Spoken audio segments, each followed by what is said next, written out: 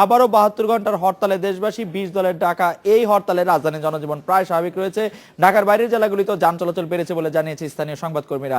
ঢাকার বাইরের জেলাগুলিতে দূরপাল্লার বাস এবং আন্তঃজেলা পরিবহন চলাচল বেড়েছে।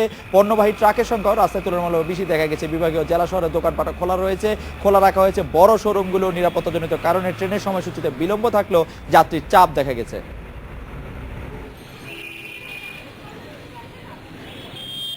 একটা শাটার খোলা রাখি, কারণ বাইরের লোকজন আসে না এবং আমরা একটা আতঙ্কে থাকি কখন কি বিপদ, কোন জায়গায় কি চলে আসে না আসে। তো আমরা রাস্তাঘাটে প্রচুর পরিমাণ গাড়ি দেখতেছি, গাড়ি ঘোড়া চলতেছে, মনে হচ্ছে না কোনো হরতাল বা অবরোধ চলতেছে।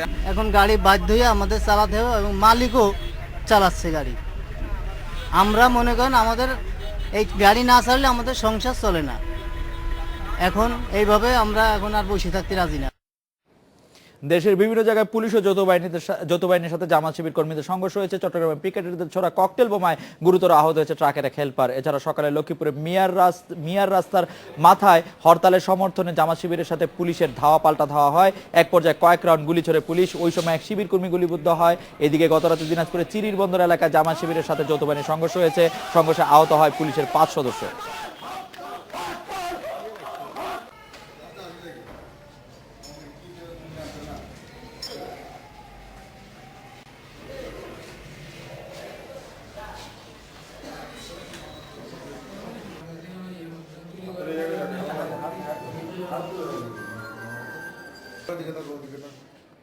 এসব বিষয়ে জানাতে রাজশাহী, বগুড়া, সিলেট থেকে যোগ দিচ্ছেন সহকর্মীরা। প্রথমে সহকর্মী আহসান হাবিব অপুর কাছে জানতে চাইবো যে ফিশ প্লেট খুলে ফেলার দায়ে রাজশাহীর গোদাগাড়ী উপজেলার ললিতনগরের ট্রেন লাইনচ্যুত হয়েছিল শনিবার। এই ঘটনার জন্য দায়ী কারা, তাকে বের করা গেছে, কেউ গ্রেপ্তার হয়েছে কিনা? হ্যাঁ, এই বিষয়ে আসলে রাজশাহীর গোদাগাড়ী থানা পুলিশের ঘটনার পরে গতকালই 2 জনকে আটক করেছিল। তারা জামাত শিবির কর্মী বলে পুলিশ নিশ্চিত করেছিল। এরপর আসলে এখন পর্যন্ত আর সেটির অগ্রগতি নেই এবং এ পর্যন্ত নিশ্চিত করে আসলে কিছু বলতে পারছেন না যে থানা পুলিশ বা জিআরপি যারা আছে। তবে রেলওয়ের পক্ষ থেকে এই ব্যাপারে একটা তদন্ত কমিটি গঠন করা হয়েছে। সেই তদন্ত কমিটির এখন পর্যন্ত রিপোর্ট আসলে তারপরে হয়তো এই বিষয়টি আরেকটু পরিষ্কার হবে। তবে এমনিতেই হরতাল অবরোধের চিত্র যেটি আমি একটু বলে রাখি যে রাজশাহীর এখনকার মানে আজকেও কিন্তু আমরা যেটি যানবাহন চলার কথা আপনি একটু আগে বলছিলেন যে যানবাহন চলার সংখ্যা কিন্তু অন্যান্য দিনের তুলনায় প্রতিদিনই প্রায় বাড়ছে, কিন্তু স্বাভাবিক পরিস্থিতি আসছে না মানুষের উপস্থিতি কম থাকার কারণে। আহসান হাবিব, রাজশাহীতে জেহাদি বৈষম্য 3 জামায়াত নেতাকে আটক করেছে পুলিশ। এই বিষয়ে সর্বশেষ আর কোনো খবর আপনার কাছে আছে কিনা? তারা কারা, কি তাদের পরিচয় এবং তারা আসলে কি করতে চাইছিল? আমরা এখন পর্যন্ত যা জেনেছি, আটককৃতরা শাহ মখদুম থানা জামায়াতের সাংগঠনিক সম্পাদক, রাজশাহী পলিটেকনিক ইনস্টিটিউটের শিক্ষক জাফিরুল ইসলাম, নৌহাটা পৌর জামাতের আমির রফিকুল ইসলাম বকুল এবং জামাতের রোকন আজিজুল ওরফে জঙ্গি আজিজুল। এই সম্পর্কে আর কোনো তথ্য আপনার কাছে আছে কিনা? না, এই বিষয়ে আসলে রাজশাহী মহানগর পুলিশের পক্ষ থেকে যেটুকু জানানো হয়েছে এইটুকুই তথ্য। আসলে এরপরে তারা যেটি বলছেন যে তাদেরকে জিজ্ঞাসাবাদ করা হচ্ছে এবং তাদের কাছ থেকে আরো নতুন কোনো তথ্য জানা যায় কিনা এই বিষয়টি সম্পর্কে তারা যেটি বলছে যে চেষ্টা চলছে এবং তাদের নিয়ে আরো অভিযান বা তাদের কাছ থেকে তথ্যের ভিত্তিতে আরো অভিযান চালানো হবে বলে পুলিশের পক্ষ থেকে বলা হচ্ছে। আচ্ছা, আপনাকে ধন্যবাদ। আমি হাসিবুর রহমান বিলু ভাই, আপনার কাছে জানতে চাইবো যে দুটি প্রশ্ন আমি একসাথেই করি যে হরতাল অবরোধ মানুষের মধ্যে আতঙ্ক তৈরিতে জামায়াত শিবিরের বিচ্ছিন্ন তৎপরতা আমরা দেখতে পাচ্ছি বগুড়ায়, সেভাবে বিএনপি মাঠে নেই কেন? অন্যদিকে বগুড়ায় 24 ঘন্টায় আপনি জানেন যে আপনি আমাদের জানিয়েছেন যে গ্রেফতার হয়েছেন 35 জনের মতো হিসাব আমরা পাচ্ছি। এর সাথে বর্তমান রাজনৈতিক ঘটনা প্রবাহের কোনো যোগ আছে কিনা? দুটি বিষয়ে যদি আপনি একটু আলোকপাত করতেন জনাব হাসিবুর রহমান বিলু। খালেদ ভাই, ঠিক এই 72 ঘন্টা হরতালের একটা চিত্র আপনি আমার পাশে দেখতে পাচ্ছেন যে প্রচুর গাড়ি ঘোড়া চলছে। আসলে হরতালের কোনো প্রভাব কিন্তু বগুড়ায় খুব বেশি একটা নজরে পড়ে না। যদি দুই একটা দোকানপাটে দেখেন তাহলে দেখা যাবে তারও কিন্তু একটা করে দরজা বা একটা করে শাটার খোলা আছে। এই নিয়ে হরতাল চলছে। রাস্তায় প্রচুর গাড়ি ঘোড়া রয়েছে। আমি যমুনা সেতুর পশ্চিম পাড়ের একটা হিসাব যদি দেই যে গতকাল সকাল পর্যন্ত প্রায় 11,000-এরও বেশি যানবাহন এই পশ্চিম টোল প্লাজা অতিক্রম করেছে। আর 1 তারিখে কিন্তু প্রায় 8,300-র মতো করেছে। অর্থাৎ প্রতিদিনই কিন্তু যানবাহন বাড়ছে হরতাল অবরোধ সত্ত্বেও। আর আপনি যেটা জানতে চাচ্ছিলেন যে বিএনপি কিন্তু বগুড়ায় যেটা করে যে হরতালের একটা প্রেস রিলিজ অথবা কোনো একটা ঘোষণা দিয়ে নেতাকর্মীরা মোটামুটি দুপুর পর্যন্ত বাড়িতে ঘুমান, তারপরে যে যার মতো কাজে চলে যান। আমি আজকে সারাদিনই বিএনপির কয়েকজন নেতাকে অনেকবার চেষ্টা করেছি যোগাযোগ করার, আমার নিজের ফোন দিয়ে এবং বাইরের ফোন দিয়ে, কোনো ফোনই তারা ধরেননি এবং বেশিরভাগ নেতার ফোন আমি বন্ধ পেয়েছি। একজন নেতার সঙ্গে আমি শুধু কথা বলতে পেরেছি, তিনি যেটা জানিয়েছেন যে মূলত রাজনৈতিকভাবে তাদের বিরুদ্ধে যে মামলা হামলা করা হচ্ছে সেটার ভয়ে তারা পালিয়ে গেছে। আর প্রত্যেকবার হরতাল বা অবরোধের সময় কিন্তু বিএনপি কর্মীরা মাঠে থাকে, কোথাও না কোথাও দূরে হলেও কিন্তু তারা একটা মিছিল সমাবেশ করে। আজকে কিন্তু বিএনপি কোনো জায়গায় বিসমিল্লাহ বলেও কোনো তাদের কর্মসূচিতে অংশ নেয়নি, তবে তাদের বিপক্ষে কিন্তু একটি ছাত্রলীগ এবং অন্যান্য সংগঠন কিন্তু মাঠে ছিল।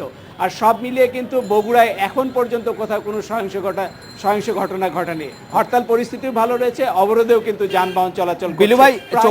বিলু ভাই 24 ঘন্টা যে 35 জন গ্রেফতার হয়েছেন তাদের সম্পর্কে আপনার কোনো সর্বশেষ আছে কিনা, এর সাথে রাজনৈতিক কর্মসূচির কোনো যোগসূত্র আছে কিনা?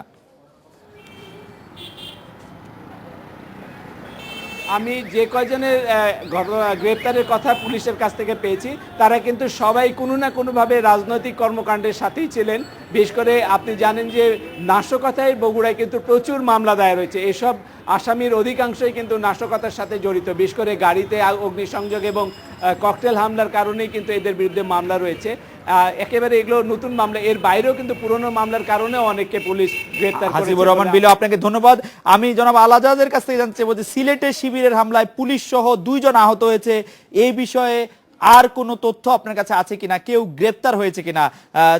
বলা হচ্ছে শিবিরের হামলায় পুলিশ সহ 2 জন আহত। জনাব আলাজাদ। আজ সিলেটে হরতালে এই একটি ঘটনা ছাড়া আর কোনো ঘটনার খবর আমরা পাইনি। এই নিয়ে পুলিশের অভিযান চলছে, পুলিশ জানিয়েছে তারা গ্রেপ্তার করার চেষ্টা করছে শিবির কর্মীদেরকে যারা হামলা চালিয়েছিল, তবে সর্বশেষ কতজন গ্রেপ্তার হয়েছে এই তথ্যটা আমরা এখন পর্যন্ত পাইনি। হয়তো কিছুক্ষণ পরে আমরা জানতে পারবো যে পুলিশের অভিযান কোন পর্যায়ে পৌঁছেছে। আর এদিকে হরতালের যে অবস্থা, সকালের এই ঘটনার পরে আমি বলেছি যে হরতালের পর আর বড় কোনো ঘটনা আমরা লক্ষ্য করিনি সিলেটে। তো কিছুক্ষণ পরে আমরা জানতে পারবো যে পুলিশের অভিযান কোন পর্যায়ে পৌঁছেছে। আর এদিকে হরতালের যে অবস্থা, সকালের এই ঘটনার পর আমি বলেছি যে হরতালের পর আর বড় কোনো ঘটনা আমরা লক্ষ্য করিনি সিলেটে। এই অবস্থায় সিলেটে কিন্তু হরতাল একদম ঢিলেঢালা। সিলেটে হরতাল বলতে এক সময় ছিল শপিং মল বন্ধ থাকা আর দূরপাল্লার যান চলাচল বন্ধ থাকা, কিন্তু আজকে আমি যে খবরটা নিয়েছি সিলেট থেকে দূরপাল্লার যান চলাচল বেশ কয়েকদিন ধরেই প্রায় স্বাভাবিক পর্যায়ে আছে, যদিও যাত্রী সংখ্যা কিছুটা কম। আর অভ্যন্তরীণ সড়কে যান চলাচল আমাকে শ্রমিক ইউনিয়নের নেতা সেলিম আহমদ খলিক জানিয়েছেন প্রায় 70% যান চলাচল করছে জেলার অভ্যন্তরের প্রতিটি এলাকায়। আর সিলেট মহানগরীতে একটা সিদ্ধান্ত নিয়েছিলেন ব্যবসায়ীরা, তারা জানিয়েছিলেন যে আজ বিকেল 4টা থেকে তারা দোকানপাট খুলবেন। এর পুরো প্রতিফলন আমরা দেখিনি, অনেকগুলি দোকানপাট খুলেছে তো সব খুলেনি। আর বড় বড় শপিং মল এখনও বন্ধ আছে। আর এমনি ট্রেন চলাচল সিলেট থেকে প্রায় স্বাভাবিক, যদিও হয়তো 15 মিনিট আধা ঘন্টা এরকম দেরি হচ্ছে, অথচ প্রথম দিকে একদম শিডিউল একবারে ভেঙে পড়েছিল। এই শিডিউল এখন ঠিকঠাক হয়ে গেছে, ট্রেন চলাচল প্রায় স্বাভাবিক পর্যায়ে চলে এসেছে। তবে ট্রেনেও লোক সংখ্যা কম, কারণ একটা আতঙ্ক মানুষের মধ্যে প্রথম থেকে কাজ করছে। যদিও সিলেটে একজনের মৃত্যু ছাড়া আর কোনো মৃত্যুর ঘটনা ঘটেনি, তবে সহিংসতার বেশ কিছু ঘটনা ঘটেছে এই কয়েকদিনের মধ্যে, এই 2-3 দিনের মধ্যে। অবশ্য বড় ধরনের কোনো সহিংসতার ঘটনা ঘটেনি আজ সকালে পুলিশের উপর জামাত শিবিরের হামলা ছাড়া। আপনাকে অনেক ধন্যবাদ। এবার একটি বিরতি নিচ্ছি, ফিরছি একটু পরে।